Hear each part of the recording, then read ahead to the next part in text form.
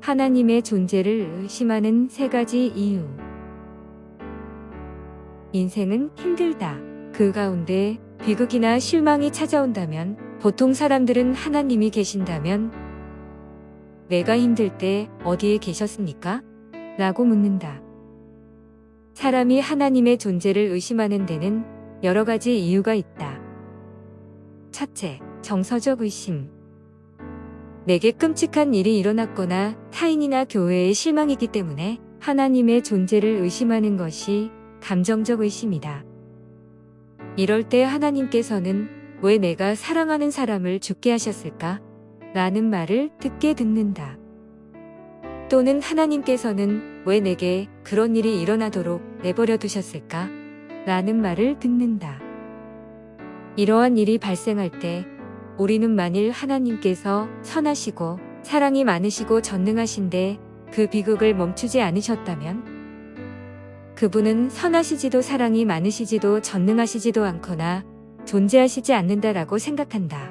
이것이 정서적 의심이다.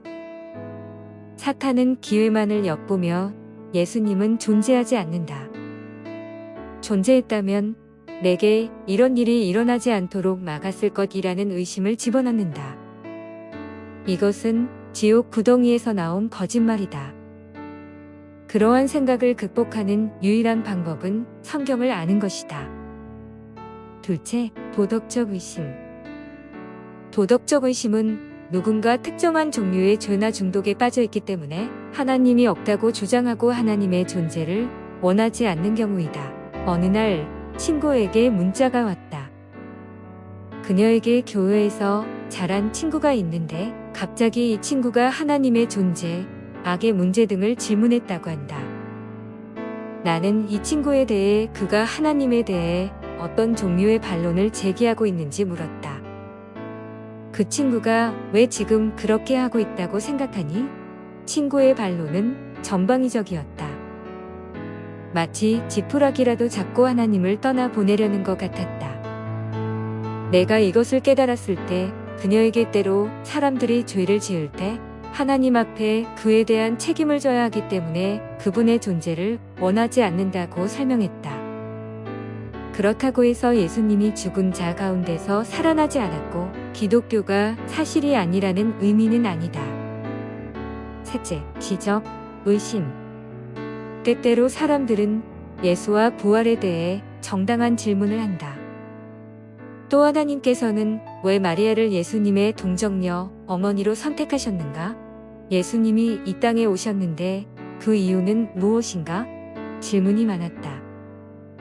내가 기독교인이라고 말하는 것만으로는 충분하지 않았다. 왜 내가 기독교인이 되어야 하는지 알고 싶었다. 그것이 왜 그렇게 중요한가? 그것은 기독교가 참이기 때문에 기독교인인 것이다. 사건이 일어났기 때문에 기독교는 참된 것이다. 상황에 따라 정당한 질문이나 하나님의 존재에 대한 반론도 있을 수 있다.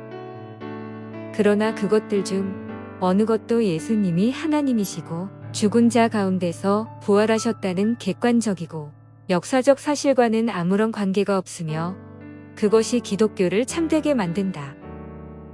예레미야 17장 9절은 만물보다 거짓되고 심히 부패한 것은 마음이라고 말씀한다. 누가 알 수 있는가? 여기서 예레미야 선지자가 우리에게 말하는 것은 우리의 마음이 우리에게 거짓말을 할 수 있다는 것이다. 시련이나 비극을 겪을 때 감정에 귀를 기울이는 것은 위험하다. 그렇다면 우리의 감정에 대해 생각하는 것에 대한 해결책은 무엇인가? 성경을 알아야 한다.